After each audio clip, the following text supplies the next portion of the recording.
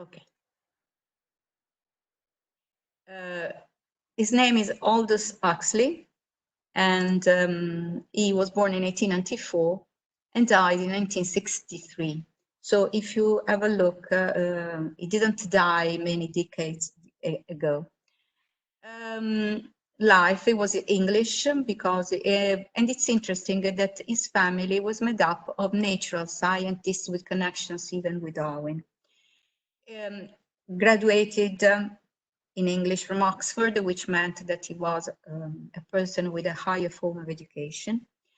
In 1938, so just before the start of the Second World War, and because he was disillusioned with the peace movements in Europe, so he was against the war, obviously, he went to California. And little by little, he started to change his attitude, became more interested in mysticism and parapsychology. Then he died in Los Angeles. The most important work is Brave New World. Brave New World, written in 1932, in a period in which there were dictatorships that were spreading everywhere, or starting to spread. And it's, your book says, a mixture of dystopian science fiction and philosophical essay. Then, just out of curiosity, he also wrote an essay called The Doors of Perception in 1954. Now, The Doors of Perception is a quotation of Blake's aphorism, in which he says, if the doors of perceptions were cleansed, the world would appear as it is, infinite. So, coming from Blake's aphorisms, Huxley wrote The Doors of Perception, which became the inspiration of the rock band The Doors. So The Doors, the name that is The Doors, come both from the quotation, The Doors of Perception, of Blake, but also Huxley's essay. Then he also wrote in 1958, Brave New World Revisited.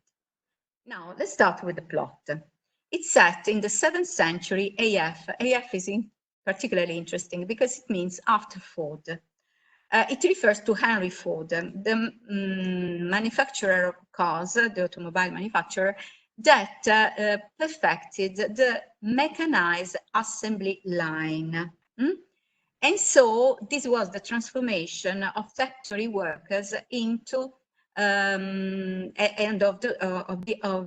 factories into mechanized factories, in which the factory worker didn't have the control of great parts of production, but just had to repeat mechanized gestures connected to the assembly line, and also in a very fast and swift way. Now, in this society described by Huxley, so that is set, of course, in the future, there is social stability. Social stability connected to a scientific caste system, what means that human beings are born on assembly lines. So they are artificially born. Then they are divided into categories. Why? Because there are different people that are needed by society, and so at the top of the hierarchy are the alphas and betas. They are the smartest, most intelligent, and perfect men and women. So the ruling class is made up of alphas and betas.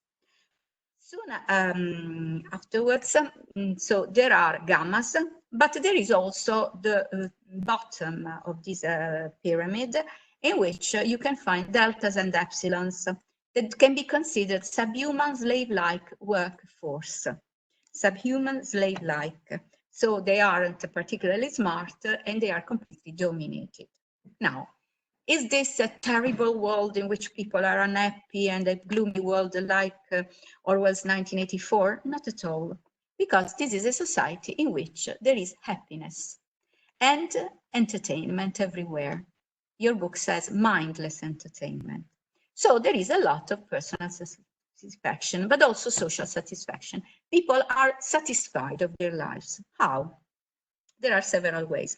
First of all, there is a drug that is distributed, and it's called soma, okay?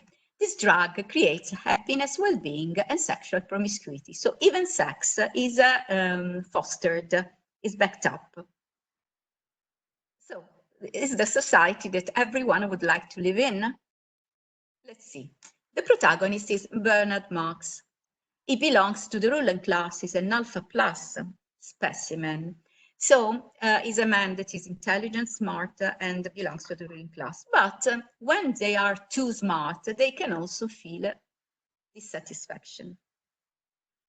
Why? Because this world is antiseptic. It's a world in which there are no other emotions but those you are obliged to follow, happiness and well-being, thanks to the drug. What happens? He visits a reservation in New Mexico, and there he meets a person called John that can be considered a savage, and he takes John with him back to London. Who is John? John is a mistake, kind of an error that was made because he was a natural child. Natural means that he wasn't born on the assembly line. It wasn't artificially born, of a better woman that got lost in the reservation and so had sex with somebody from the reservation. But he's not savage. Even if it's called savage in inverted commas, it's not savage. Why? Because he learned English reading Shakespeare works. When John goes to this world in London, he is fascinated because the work is efficient, it works perfectly well, everything is clean, and there are no mistakes that are made in this society. Little by little, he realizes that there is a darker side. Why? Because of instant gratification. So the characteristic, the feature of this society is that whatever you want, you can have. Even consumerism is fostered, and we will see it reading the very interesting passage that is in your book. So this personal gratification, happiness, is connected to the absence of free will and personal identity. So if you want to be happy, you have to give up liberty, your identity. And also the fact that accept the idea that the lower orders are kind of slaves. So there is a social injustice. What happens?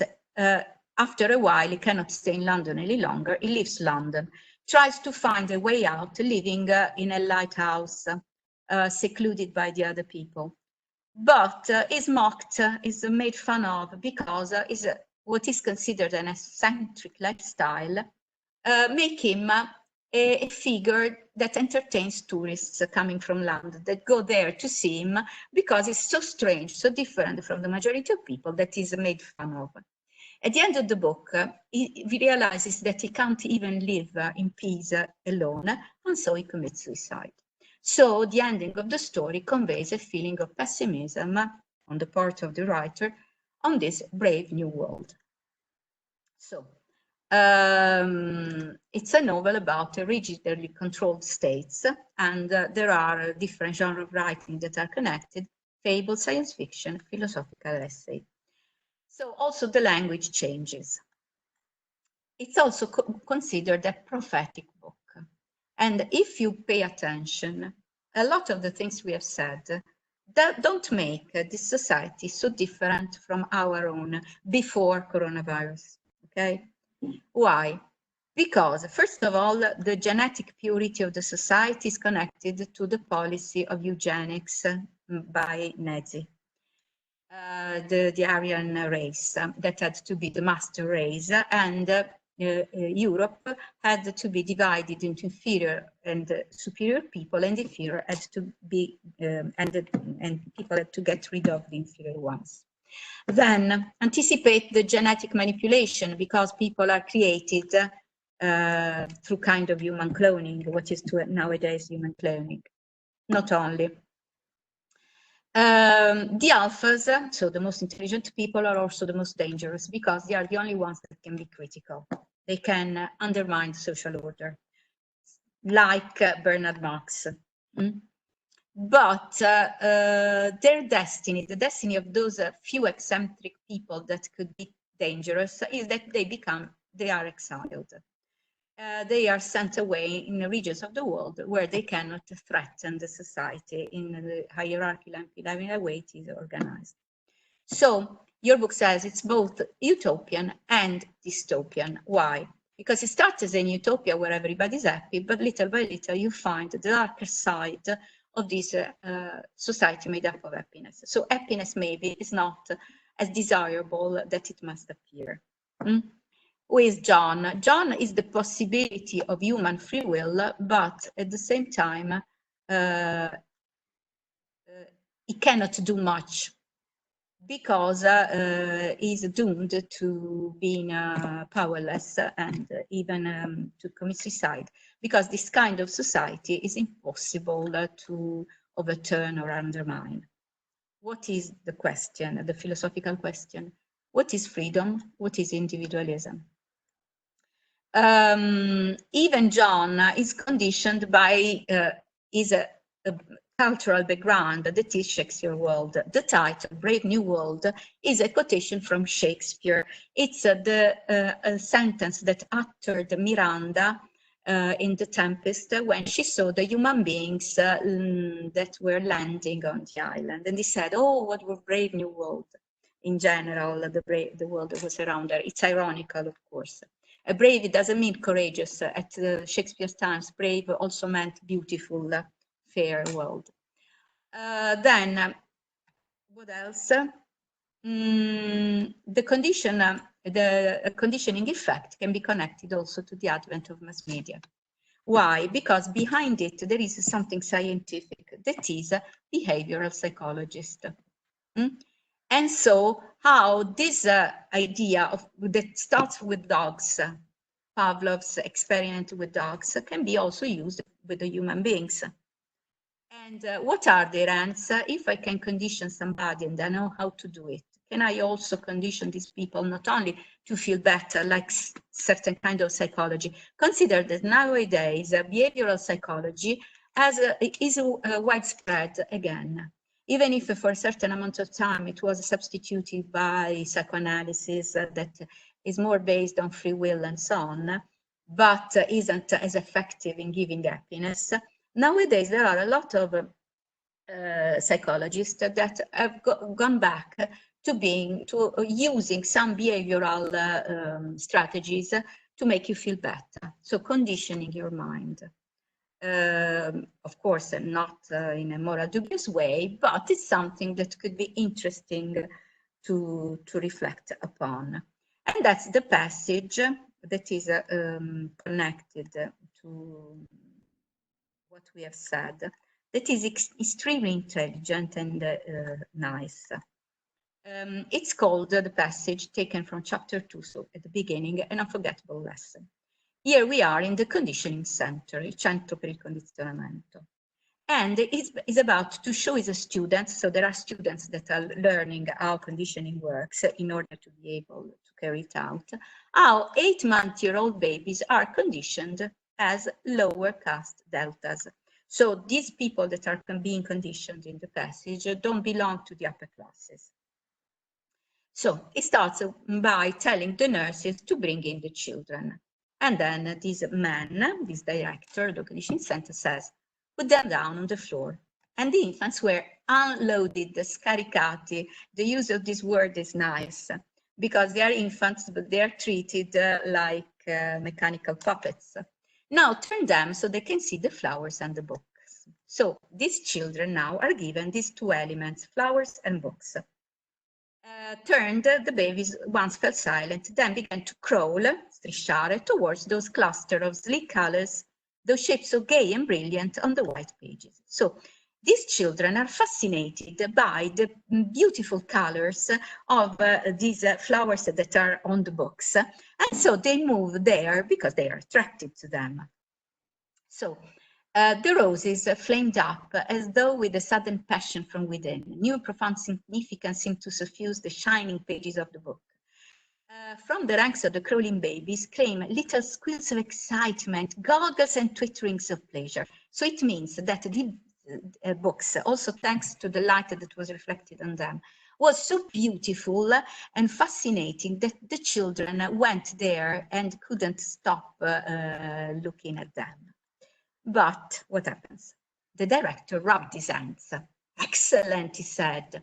It might almost have been done on purpose. What excellent, the fact that these books looked more and more beautiful thanks to the light that was reflected on them.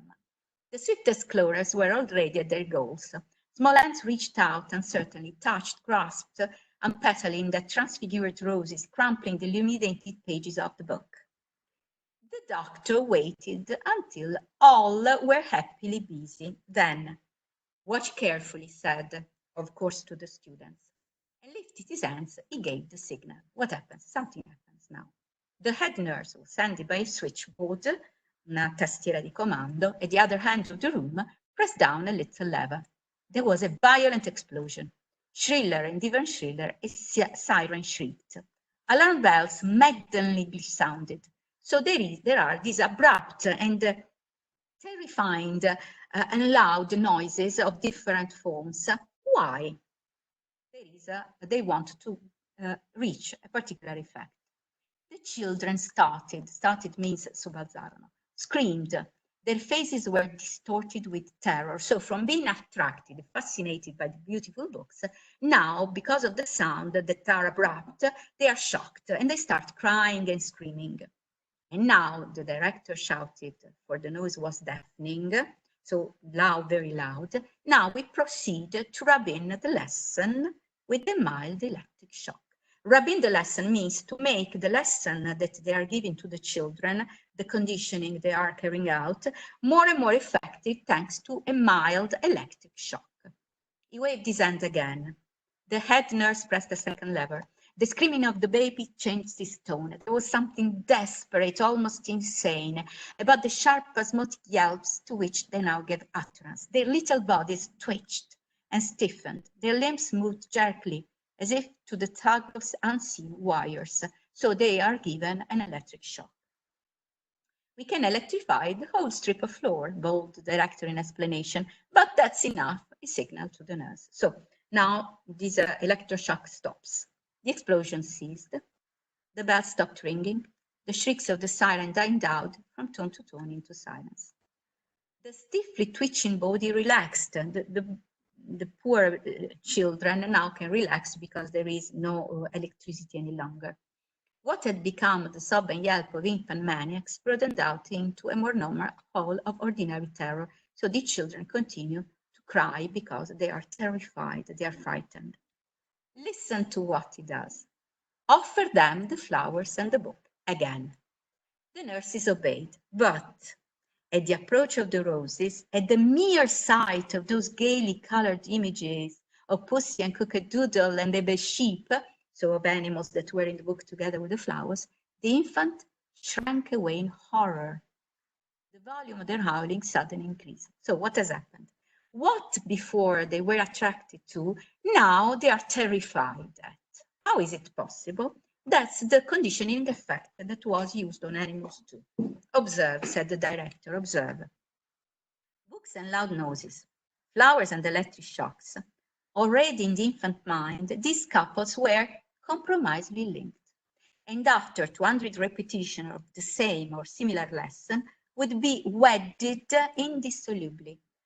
That what man has joined, nature is powerless to put asunder." So what happens? If you start working on this, you give a negative signal like loud noises or electricity to make people, or in this case babies, frightened. They will connect their fear to the object that was present when these negative events appeared. So even if in itself this object is positive, it becomes a matter of fear. With the dogs, the usual thing was not negative, it was this. If I give a dog something to eat and there is a bell ringing,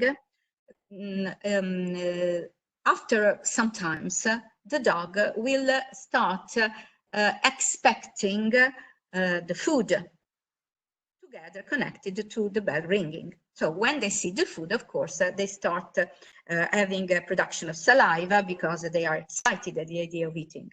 After a while, even only listening to the bell ringing without food, the animals would have the same reaction because they have associated the bell to food. in their minds. Imagine it in a dog.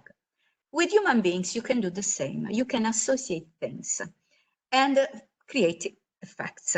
Advertising does this all the time. They grow up with what the psychologists used to call an instinctive hatred of books and flowers. Reflexes are unalterably conditioned. They'll be safe from books and botany, salvi, from books and botany all their lives. The director turned to his nurses, take them away. Now the question is why they want these children be terrified by books and flowers.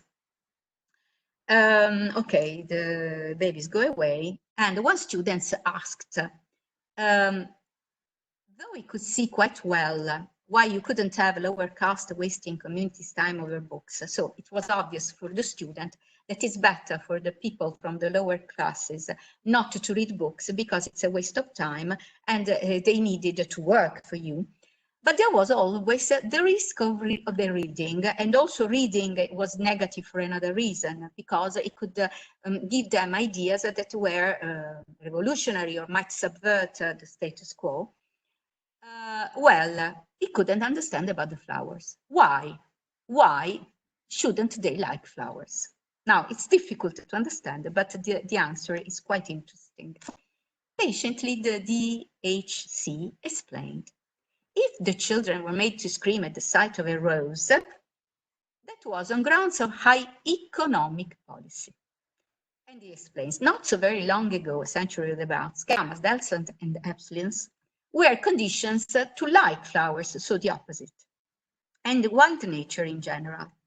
The idea was to make them want to be going out into the country at every available opportunity, and so compel them to consume transport.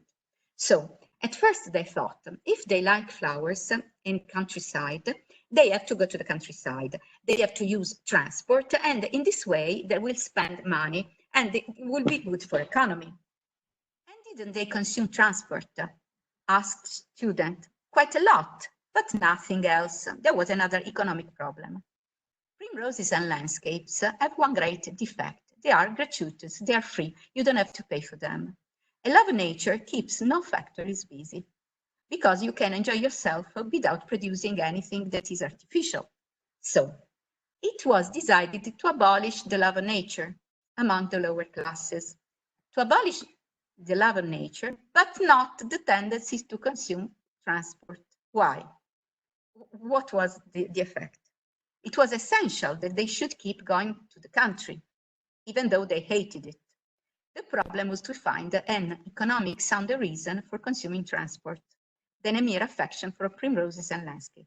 And it was duly found. So they have to continue to consume going to the countryside, because in this way you use transport, but not enjoying roses or the country in itself that is for free.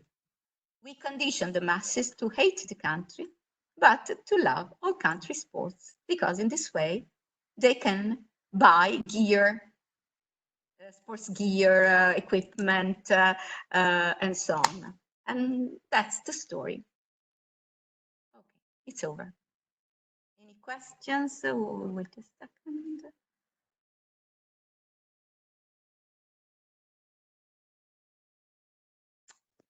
Wait just a second. Okay.